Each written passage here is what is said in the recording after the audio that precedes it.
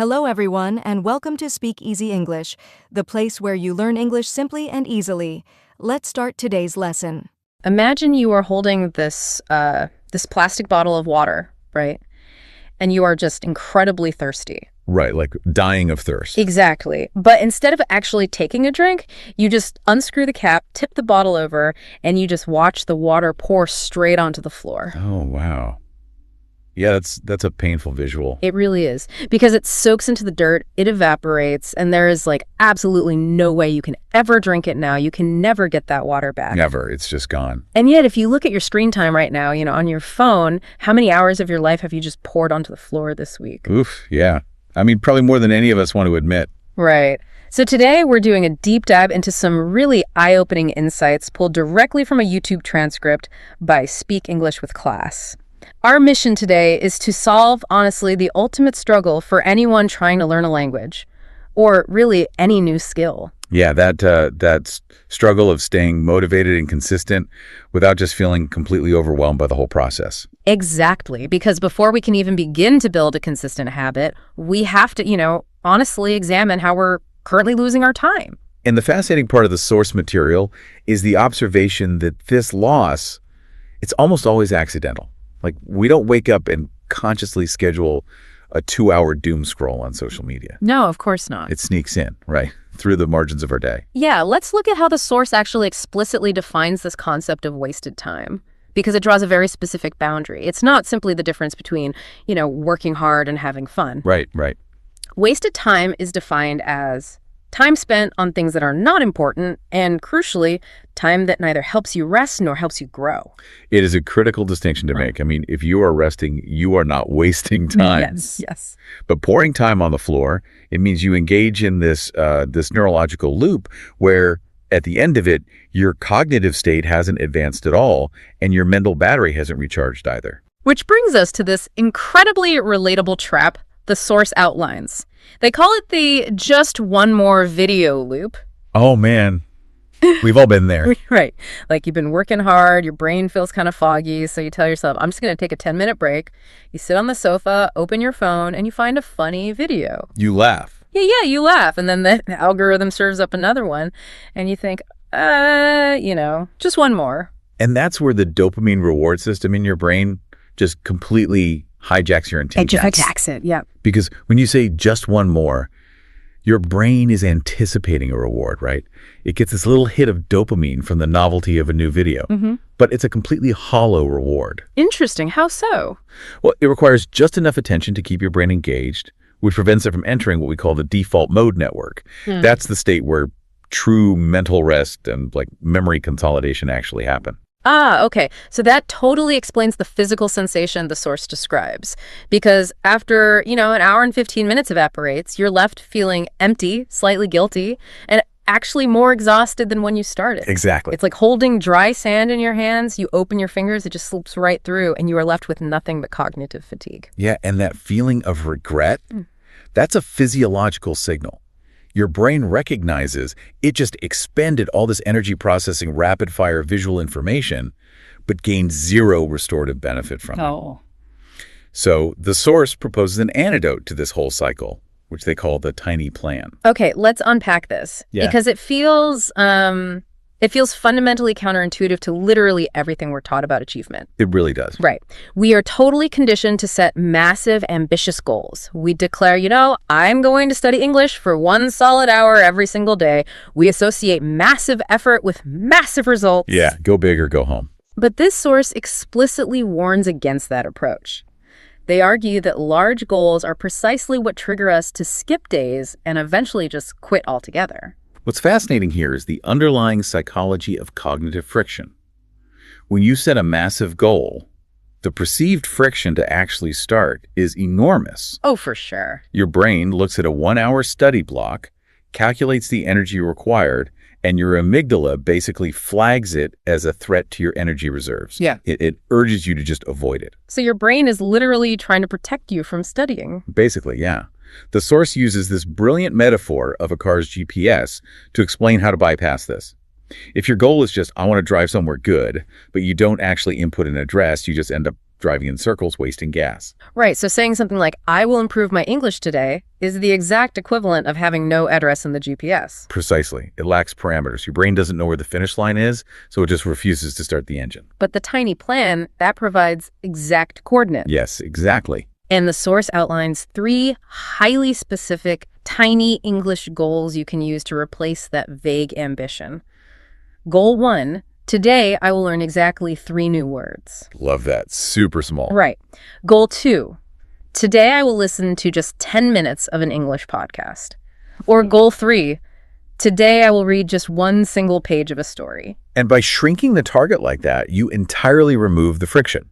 I mean, the cognitive load required to read just 1 page is so low that the brain doesn't even bother resisting it. It's just too easy to say no to. Exactly. You shift from a state of preemptive exhaustion directly into immediate execution. You stop wandering around deciding what to do. You just execute the tiny plan, and you get an immediate hit of genuine dopamine from completing a real task. Which builds momentum rather than draining it. Yes. Okay, so we have the mechanics of the tiny plan, but, the practical reality of modern life is that finding even 10 uninterrupted minutes can feel impossible for someone working full-time or, raising a family. Oh, absolutely. So if massive study blocks cause too much friction, how do we actually integrate these tiny goals without having to upend our entire lives? Right, and this brings us to the strategic framework the source calls pocket time. We basically have to stop viewing our daily schedule as this solid block of concrete and start looking for the cracks in it. The cracks, I like that. Yeah, the source asks us to imagine our time as coins in a pocket. We are completely obsessed with the heavy coins, the uninterrupted 1-hour blocks.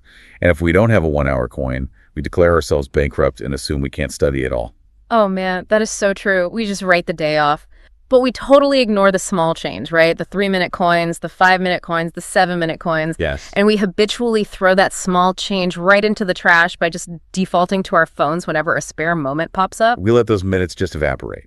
So the strategy is to map out a daily schedule using only this pocket time, completely eliminating the need to ever sit down for a massive 1-hour study block. Okay, but wait, does this mean you have to be like a productive robot every single second you're waiting in line? Because isn't the act of constantly monitoring my time to ensure I'm investing it just adding another layer of mental exhaustion? That's a very fair point. If I have to weaponize every 3-minute increment I have while waiting in line at the grocery store, I feel like I'm going to lose my mind. How do we use pocket time without turning life into this relentless, stressful to-do list? If we connect this to the bigger picture, it is not about hyper-optimization at all, or forcing yourself to be a robot. It is really about overriding your default behaviors with intentionality. Okay, intentionality. Yeah. The goal isn't to monetize every idle second. It's to recognize when you're about to reflexively numb yourself with a time-wasting app and just choose to insert a low-friction tiny plan instead. It's swapping empty dopamine for constructive input. Got it. So it's the difference between passive resting and active numbing. Like, if I choose to stare at the clouds while waiting for the bus, my brain is actually resting. But if I pull out my phone to scroll out of pure habit, I'm just numbing it. Yeah, exactly. So if we're actively trying to reclaim that small change, what does a pocket time schedule actually look like in practice? Well, the source provides some highly practical templates for this. Let's look at the morning commute, for example. You're sitting on a bus or you're waiting for a train. That right there is a 5-minute coin. Okay. You can use that specific pocket to, say, review the 3 new words you assigned yourself for the day. Or we could even gamify the commute itself, right? Like if you're driving or walking, you can play these 3 simple mental games the source suggests to practice speaking. Oh yeah, those are great. Game 1, you just look out the window and quickly name every object you see in English, just rapid fire. Simple, but effective. Right. And game 2, find a billboard or an advertisement and translate it in your head as fast as you can. Nice. And game 3, put on a 5-minute podcast, pause it after every single sentence, and repeat that last sentence out loud just to practice the phonetic rhythm. And see, those commute games require 0 extra time. They just repurpose the time you're already spending in transit anyway. Yeah. And then later, say you were doing household chores. You're washing the dishes or folding laundry. That's a solid 7-minute coin. You just put on 5 minutes of an audio program. Yeah, you're already standing there anyway. Exactly. Yeah. Then you're at a cafe waiting for your coffee order. That is a 3-minute coin. You pull out an article on your phone and read just 5 lines. And the source actually backs this up with a case study of a working mother with 2 kids, which is, the ultimate test of having no time. Truly. She literally never had a full hour to sit at a desk, but she gathered 5 minutes walking to the bus, 10 minutes on her lunch break, and 7 minutes in bed before sleep. And those scattered moments compounded into a massive treasure of fluency over several months. It's the mathematical reality of compounding interest just applied to language learning. You do not need a massive schedule overhaul. You just need to identify and utilize your pockets. Okay, so we've carved out these 5-minute pockets. But if the learner's brain is just flooded with cortisol because they are terrified of making a mistake or because studying feels like a chore, those 5 minutes are entirely useless. Absolutely useless, yeah. So how do we lower the friction of the actual learning process itself? We have to look at the neuroscience of stress here. Think of the brain under stress like driving a car with the parking brakes securely pulled up. Oh, I like that visual. Yeah, you can press the accelerator all you want, but the friction of anxiety prevents the information from actually moving from your short-term memory into long-term encoding. The brain despises constant stress. Right. If learning feels like, an adult shouting at a playing child to do it perfectly, the brain is just going to say, no thanks. Exactly. It'll seek an escape hatch. Yeah. So we have to design an environment that feels like play. The source suggests embedding practice into media you already consume just for joy. Take music, for example. Don't just let an English song play in the background while you do other things. Yeah. Print out the lyrics. Grab a pen, circle the unknown words, and then, get in the shower and sing it loudly. Yes. Actively trying to mimic the singer's exact mouth movements and accent. See, that seems purely entertaining, but neurologically, that is high-level phonetic practice disguised as play. It really is. You're engaging multiple neural pathways, right? Like auditory, visual, and physical. And the same strategy applies to television. The source suggests taking a short series and watching an episode first with subtitles in your native language, just so you fully grasp the plot. Yeah, that's crucial. Then you watch it a second time with English subtitles. Because you already know the story, it completely removes the panic of not understanding. Exactly. It becomes a game of recognizing phrases in context rather than this grueling test of comprehension. You're essentially stacking the deck to ensure the emotional valence of learning is positive. However, even if you make it fun, there is a massive threat lurking in those pockets of time, isn't there? Oh, the time thieves. Yes. Here's where it gets really interesting. Because the mechanism behind a time thief is just insidious. The source paints this picture of sitting down, intending to check just one single message. Always just one. Right. But then a video catches your eye, then a news headline. Then you find yourself deep in a toxic comment section reading an argument between 2 total strangers. Yeah, and what is actually happening in your brain during that cascade is a phenomenon called the context switching penalty. Context switching penalty, okay. Every single time you shift your attention from a message to a video to an argument, your brain has to literally flush its working memory cache to load the new context. Wow. And it is incredibly metabolically expensive. By the time you finally emerge from that comment section, your working memory is obliterated, and the English vocabulary you studied 30 minutes prior has likely been wiped out just to make room for all that digital noise. So the time thief doesn't just steal the clock time, it literally steals your cognitive capacity. Yes, exactly. But the source offers a brilliant framing shift here. You don't have to become like a technological Puritan and just hate your phone. You just have to, as they say, protect your house. Exactly. You lock the door to protect your focus. And practically, this just means creating hard boundaries around your pocket time. Like turning off notifications. Yeah. Turn off notifications for that hour. Or if you are executing your tiny plan to learn 3 words, physically place your phone in another room until the task is complete. Remove the temptation entirely so you don't have to spend your precious willpower fighting it. Makes total sense. And honestly, the most bulletproof way to lock out a time thief is to build a routine that happens before the thieves even wake up. Oh, the morning routine, yes. The source provides a remarkably simple morning routine template. Just 3 steps. Wake up, make coffee, listen to English. Notice the architecture of that routine. You weren't forcing yourself to open a heavy grammar workbook at 6 a.m. Nobody wants to do that. Right.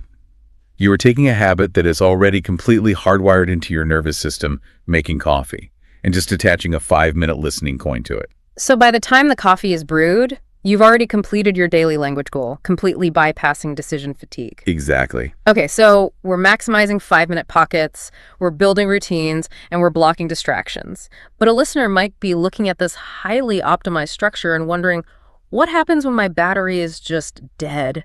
Like, is taking a nap or staring at the wall considered a time thief?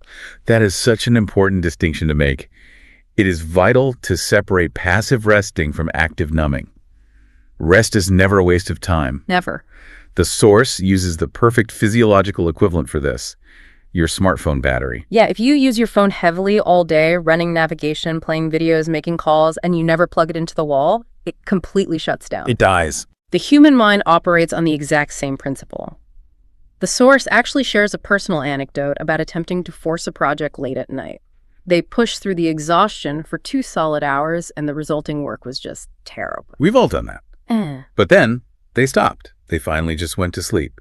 The next morning, they tackled the exact same project and executed it perfectly in just 30 minutes. They didn't just do the work faster, right? Their brain was actively working on the problem while they slept, because sleep is when memory consolidation happens. Yes. It's so easy to feel guilty when we step away from our goals, but that anecdote proves that strategically resting is far smarter than blindly pushing through fatigue. And this raises an important question. Yeah. How do we actually define success when acquiring a new skill?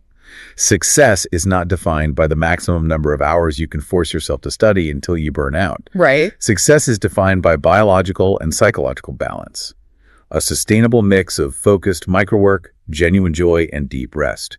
If you neglect the rest pillar, the entire structure eventually collapses. So let's operationalize all of this for the listener. We have the tiny plans, the pocket time, the environment, and the rest. How do we build a concrete action plan right now? Well, the source introduces a concept called the English gym, which we can elevate into this practice of micro-reps. It's an immediate way to force synaptic firing without the pressure of, like a formal study session. Oh, it's an exercise in active recall. The game is to take a piece of new vocabulary and build a simple sentence in your head on the spot. Yeah, let's do a micro-rep right now using the vocabulary we've actually covered in this deep dive. Okay, the words are intentional, vague, distracted, invest, routine, and balance. Perfect. So pick one word. Let's take intentional. Now force your brain to retrieve the meaning and just build a sentence like, I am intentional about how I use my pocket time. Boom. You just forced a neural pathway to fire. You lifted a cognitive weight. That's so easy. And to maintain that momentum, the source provides a final 4-step checklist to guarantee you reclaim your time today. Let's hear it. Step 1. Choose one tiny goal. Just one. Maybe it is learning 3 specific words. Step 2. Pick your pocket time and assign it to a specific physical action. Will you do it while waiting for the bus, while boiling water for pasta? Just give it a temporal anchor. Step 3. Lower the friction by making it fun. Attach it to a song you love or a show you enjoy. And step 4, which is scientifically the most crucial, become your own coach. So what does this all mean? Like, how does becoming your own coach actually change the learning process? Well, it means that immediately after you finish your 5-minute plan, you provide yourself with positive reinforcement. Okay. You literally say out loud or internally, nice, I used my time well today, or good job, I executed the plan. Oh, wow. So you are intentionally triggering a release of dopamine to tag that memory as a positive experience. Yes. You shift from being an internal critic, which creates cortisol and friction, to an internal coach, which actually rewires your brain to crave the next learning session. That is so powerful. It really is. Perfection is absolutely not the goal here. 10 focused minutes a day supported by positive reinforcement will completely alter your neural architecture over time. Well, you absolutely have 10 minutes hiding in your pockets today. As we wrap up this deep dive, we want to thank you for investing your time coins with us, rather than letting a time thief empty your mental bank account. Absolutely. But before you go, I want to leave you with one final thought to mull over. We've focused heavily on finding small pockets of time. But what if the true measure of mastering a new skill isn't the total volume of hours you log, but the frequency of your returns? Oh, that's a great point. If you only ever use tiny 5-minute pockets, but you do it 3, 4, or 5 times throughout the day without stress, you're sending a radically different signal to your brain than someone who crams for 3 hours on a Sunday. Exactly. You are proving to your nervous system that this new language is a natural, permanent, and integrated part of your daily environment, not just a temporary chore that you have to suffer through. It stops being something you study and becomes something you live with. Your mission for today is clear. Pick your one tiny goal, find your pocket time, be your own coach, and whatever you do, don't let that water pour out onto the floor. Drink every drop. Thank you for watching. Keep practicing English every day. Don't forget to like, share, and subscribe. See you in the next lesson. Goodbye.